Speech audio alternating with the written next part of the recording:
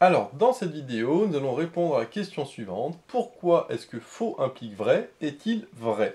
Ça, c'est un élément de la logique, du chapitre sur la logique, qui est un des plus importants et un des plus contre-intuitifs, parce qu'on se dit, bah, faux implique vrai, c'est faux. Et pourtant, eh bien, on va voir que c'est vrai. Et pour montrer que faux implique vrai est vrai, eh bien, nous allons montrer que P implique Q est équivalent à P bar ou Q. Ça, pareil, c'est quelque chose qui n'est pas du tout intuitif, parce qu'on peut se dire bah, en quoi une implication est équivalent à un ou, avec en plus une négation, P bar. Et bien, pour ça, justement, on va faire la démonstration de ça, et de l'implication ainsi que de l'implication réciproque, parce que c'est une équivalence.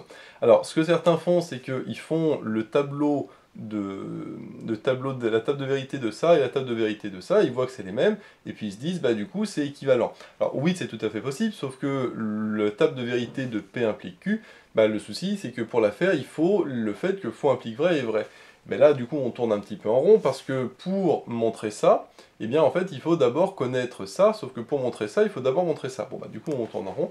Et donc, le mieux, c'est de faire la démonstration de ça, mais sans table de vérité. Moi, je trouve ça plus logique, parce que, justement, si on montre quelque chose à partir du résultat final, c'est un petit peu bizarre. Alors pour montrer justement l'équivalence, comme j'ai dit, hein, on va démontrer la double implication.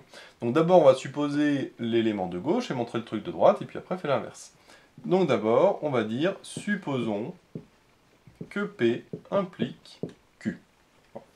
Alors pour montrer que c'est équivalent à ça, enfin que ça implique ça, on va montrer que ça c'est faux. Parce que enfin que le contraire est faux. Parce que si le complémentaire est faux, ça veut dire que ça, ce sera vrai. Donc du coup, on va calculer du coup P bar ou Q, mais le tout bar. Alors P bar ou Q le tout bar, d'après le théorème de Morgan, je sais que le complémentaire d'un ou c'est un et, je peux distribuer la barre à chacun, c'est-à-dire ça fait P bar bar, le ou devient un et le Q devient Q bar. Ça c'est le théorème de Morgan, hein, c'est que A plus B le tout bar est égal à A bar ou B bar, et de la même manière, j'ai A ou B le tout bar qui vaut A bar et B bar. Bon bah ici c'est la même chose, avec P avec petit a pardon, qui vaut P bar, et le B qui correspond à Q. Sauf que là, si on regarde ce qui se passe, eh bien on a P bar bar, bah ça fait P, et le Q bar, bah ça reste Q bar. Sauf que là j'ai un petit problème, parce que pour que ça se soit égal à 1, il faut que P soit égal à 1 et que Q soit égal à 0, enfin que Q soit faux. Sauf que le P, si j'ai P et Q, eh bien comme j'ai P, je sais par hypothèse que P implique Q. Donc ça veut dire que si j'ai P et Q bar, ça veut dire que j'ai P et Q bar. Sauf que je ne peux pas avoir en même temps Q et Q bar. Parce que du coup, je ne peux pas avoir en même temps Q et puis son complémentaire. Donc ça veut dire que ça, c'est forcément faux. Cette proposition est forcément fausse à cause du fait que P, ici, implique Q, par hypothèse. Or, si ça c'est faux, ça veut dire que le complémentaire est vrai, et donc ça veut dire que c'est P bar ou Q qui est vrai. Et ben voilà, parce que du coup là, ce que j'ai montré, c'est que P implique Q implique P bar ou Q. Voilà, ça c'est mon hypothèse de base, hein, que P implique Q. Je viens de montrer que ça implique P bar ou Q. Donc là, ce que je viens de faire, c'est que je viens de montrer l'implication de la gauche vers la droite. Maintenant, montrons l'implication de la droite vers la gauche, c'est-à-dire que je vais supposer ça et montrer que P implique Q.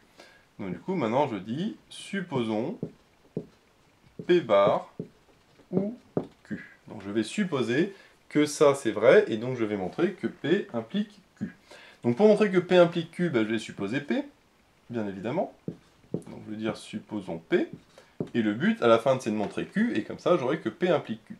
Alors si je suppose P, donc ça veut dire que P bar est faux. Hein, si P est vrai, ça veut dire que, quand je dis supposons, hein, ça veut dire que supposons bien sûr que P est vrai.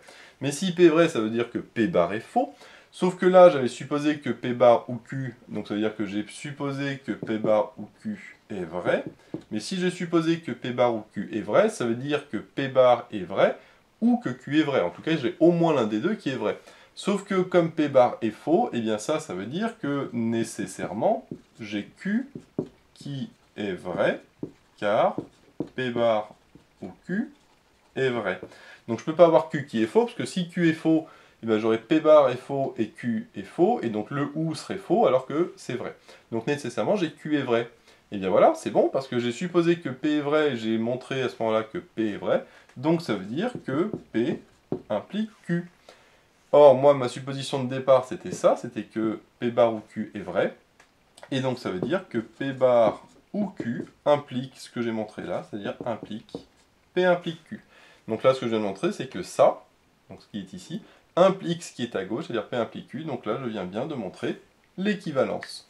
Donc j'ai bien une équivalence entre le fait que P implique Q et le fait que P bar ou Q soit vrai. Alors si c'est équivalent, ça veut dire que j'ai la même table de vérité, et donc grâce à ça, j'en déduis la table de vérité de P implique Q. Donc là, ce que je vais faire, c'est je vais faire la table de vérité de P, de Q et de P implique Q, et je vais aussi rajouter P bar, puisque pour faire P bar ou Q, il me faut bien évidemment P bar. Donc là, je vais commencer par remplir de manière très classique. Le Q, c'est soit 0, 1, 0, 1, et ici 0, 0, 1, 1. Donc là, toujours, on alterne à droite 0, 1, 0, 1, ensuite 0, 0, 1, 1, ensuite ça aurait été 4, 0, 4, 1, etc. etc. Maintenant, P implique Q, ben, je ne sais pas, mais je vais en déduire du fait que P bar ou Q. Alors P bar, ben, c'est l'inverse de P, c'est-à-dire que c'est là 0, 0, 1, 1, donc P bar c'est l'inverse, c'est 1, 1, 0, 0. Et maintenant, P bar ou Q, et bien à partir du moment où l'un des deux est égal à 1, et bien le résultat est égal à 1, puisque c'est un OU inclusif. Donc ici, P bar ou Q, donc il faut que je regarde ça et ça. Là, j'ai 0, 1, bah 0, 1, ça fait 1. 1 et 1, enfin 1 ou 1, ça fait 1. Par contre, 0 ou 0, là, ça fait 0, parce que les deux valent 0. Et 1 ou 0, ça fait 1, donc j'ai 1 ici. Mais comme P implique Q, eh bien c'est équivalent à ça, j'en déduis que P implique Q a la même table de vérité, et donc ça veut dire que P implique Q c'est 1, 1, 0, 0. Alors maintenant, qu'est-ce que ça veut dire en termes de vrai et de faux? Je rappelle que faux c'est 0 et vrai c'est 1. Donc là, 0, 0 et P implique Q, donc ça veut dire que faux implique faux. Bon, ça c'est logique, hein, le faux implique le faux. Là maintenant, 0, 1, P implique Q est vrai, donc ça veut dire que le faux implique le vrai. Ah, bah là c'est beaucoup plus intéressant, parce que ça c'est justement exactement ce que je voulais montrer, que faux implique vrai. Donc là, ce que je viens de montrer, c'est que faux implique vrai. Donc là, c'est la ligne qui est ici, quand j'ai 0, 1, et que le P implique Q est égal à 1, puisque P bar ou Q est égal à 1. Et donc là, c'est la démonstration du fait que faux implique vrai est vrai. Par contre, attention ici, j'ai vrai implique faux qui est faux. Donc là, par contre, vrai implique faux, attention, ça, c'est faux, bien évidemment, puisque le vrai ne peut pas impliquer le faux. Le vrai ne peut impliquer que le vrai. Et en effet, là, j'ai 1, 1, 1. Ça veut dire que vrai implique vrai. Donc ces trois implications sont vraies, mais cette implication-là est fausse. Et bien sûr, l'implication la plus importante, c'est celle-là, qui est la plus contre-intuitive, puisque faux implique faux et vrai implique vrai, bon ça on s'en doute. Par contre, le fait que faux implique vrai, et ben ça c'est totalement contre-intuitif. Et ce qu'on peut remarquer aussi, c'est que le faux implique le faux et le faux implique le vrai, c'est-à-dire qu'en fait le faux implique n'importe quoi. Le faux peut impliquer le faux comme le vrai, alors que le vrai n'implique que le vrai. Donc voilà un petit peu la démonstration du fait que pourquoi est-ce que le faux implique le vrai est vrai, et bien c'est à cause de ça.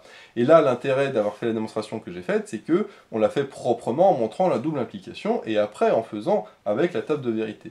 Alors que certains démontrent ça en utilisant la table de vérité de P implique Q, en disant que P implique Q c'est comme P bar ou Q, et donc on a ça. Alors oui, je suis d'accord, c'est ce que j'ai fait aussi, sauf que pour montrer il faut d'abord montrer que P implique Q était équivalent à P bar ou Q. Et le souci, c'est que tant que ça, on ne l'a pas démontré, parce que c'est pas du tout évident que P implique Q est équivalent à P bar ou Q, tant qu'on ne l'a pas démontré, on ne peut pas faire la table de vérité.